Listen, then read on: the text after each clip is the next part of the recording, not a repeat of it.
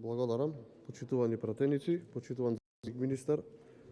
Законот за финансиска стабилност е еден од законите кој што е добар и пратеничката група на ВМРО-ДПМН ќе го поддржи, е реално оправдано европското знаменце на него, за разлика од оние над 50% закони кои што им редите европско знаменце, а кои што служат за приватните интереси на функционерите од власта и се врши злоупотреба на истото европско знаменце. Во насока на овој закон, јас би сакал да се надоврзам на финансиската нестабилност во нашата држава, низ призма на лошите кадровски решенија, лошите економски бројки, јавниот долг, капиталните расходи и сите оние останати економски параметри кои се резултат на вашето неработење, а највеќе од тоа на свој грб го чувствуваат македонските граѓани.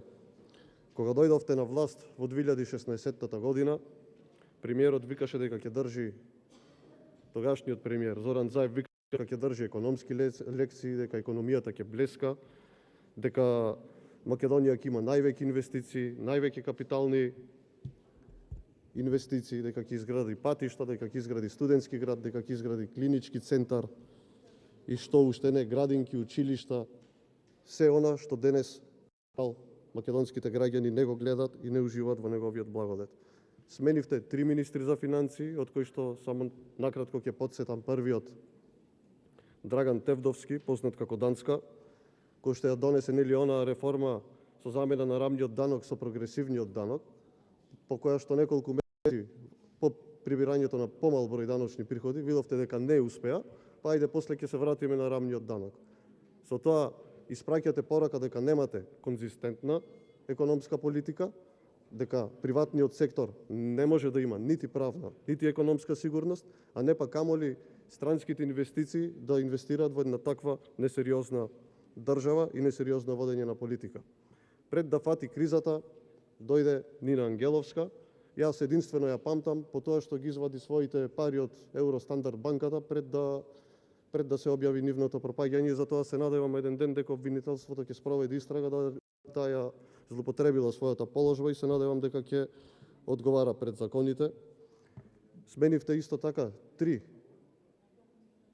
вице-премиери за економија, кои што по ништо не се запамтени, Кочо Ангјушев, Мила Царовска и сега актуелниот Битики.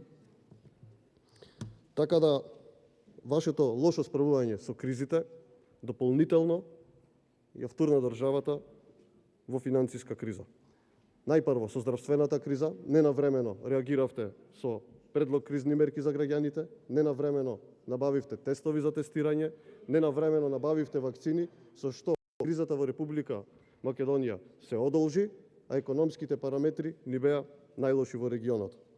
Накратко за подсетување, Македонија има најлошо справување со продолжената економска криза како резултат на овие кризи. Во периодот 2020-2022 имаме најлоши економски параметри во опкружувањето.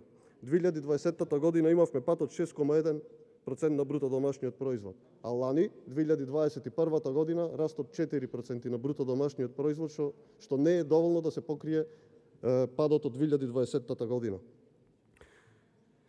Земјите од регионот, например, Косово имаше пат од 5,3%, па раст од 10%, Босна и Херцеговина пат од 3,1%, па раст од 7,1%, Србија пат од 0,9%, па раст од 7,4%. Едноставно сме најслаби во регионот.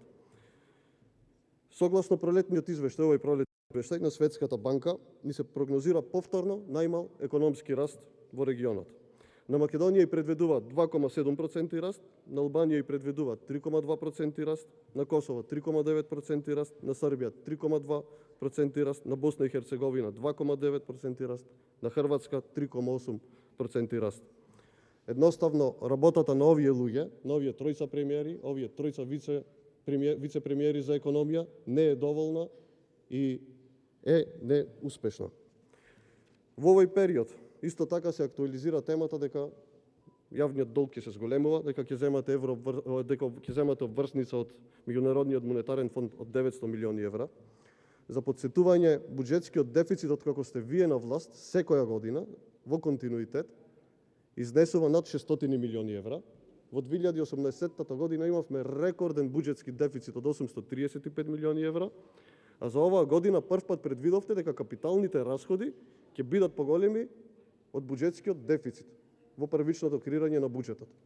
550 милиони евра го креиравте буџетскиот дефицит, а 650 милиони евра ги проектиравте капиталните расходи. Ја не знам како се надевавте на тоа, кога во изминатите 5 години просечна реализација на капитални расходи имате околу 65%.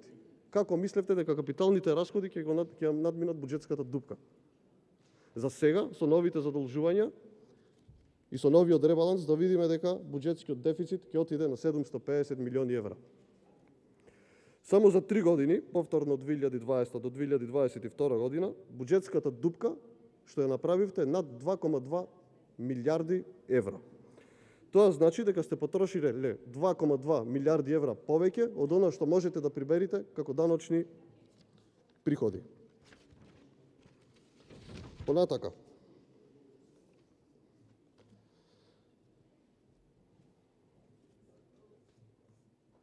Во 2022 година, кога ја креиравте владата, дојдовте со амбициозен план како и претходно. Нели, изградба на клинички центар, изградба на автопатот, довршување на Кичево-Струга, реконструкција на железничката пруга, реализација на проектот за локални патишта по заемот од Светска банка, изградба на патната делница Градско Дреново, изградба на водоводни канализациони системи, енергетски ефикасни проекти во јавниот сектор и така натака. Реализацијата во првиот квартал на капиталните расходи ви е 16%, заклучно со април месец. Очекувано, нели, ќе беше да беше 30%, за да знаеме дека дел од овие проекти би се реализирале. Но за жал, јас тоа и го очекував од вас, затоа што имате некадарни луѓе поставено на позиции кои што не можат да се справат со реализација на проекти. Понатака, би се префрлили на енергетската криза. Ги спомнав здравствената криза, кризата во Украина. Енергетската криза е насекаде во светот, се согласувам. Има импликации во порастот на трошоците на живот насекаде во светот. Но вашето неработење, вашето недоволно производство на домашна енергија допринесе да ние сега имаме инфлација од 10,5%. Блоковите во РЕК Битола 2 не ви работеа, после вториот го реконструиравте, третиот повторно не ви работеше. Од максималниот капацитет со кој што можеше државата да произведе електрична енергија, вие не произведивте ни пола. Па за потоа да мораме да набавуваме на светските берзи електрична енергија по 250 евра за мегават час. Па не ли е срамота тоа? Над 250 милиони евра потрошивте народни пари за да обезбедите струја. Викавте дека скопјани ќе имаат парно. За потоа да излезе дека имаме и топлинска енергија. Повторно со државниот буџет помагавте, субвенциониравте скопјани да не останат со ладни радиатори на зима. Сума сумарум, инфлацијата од 10,5%, заклучно со април месец, поредено со април 2021 година, е резултат на вашето неработење, на вашите непродуктивни трошоци, кои што приносењето на буџетот велевте дека ги нема, а сега ги кратите за 200 милиони евра, е резултат на зголемените акцизи и давачки кои што ги воведовте и во бензинот и во другите сектори, на немањето доволно производство од домашна електрична енергија, на вашето енормно задолжување, на вашиот грабеж, вашата корупција, вашиот криминал и на вашите функционери.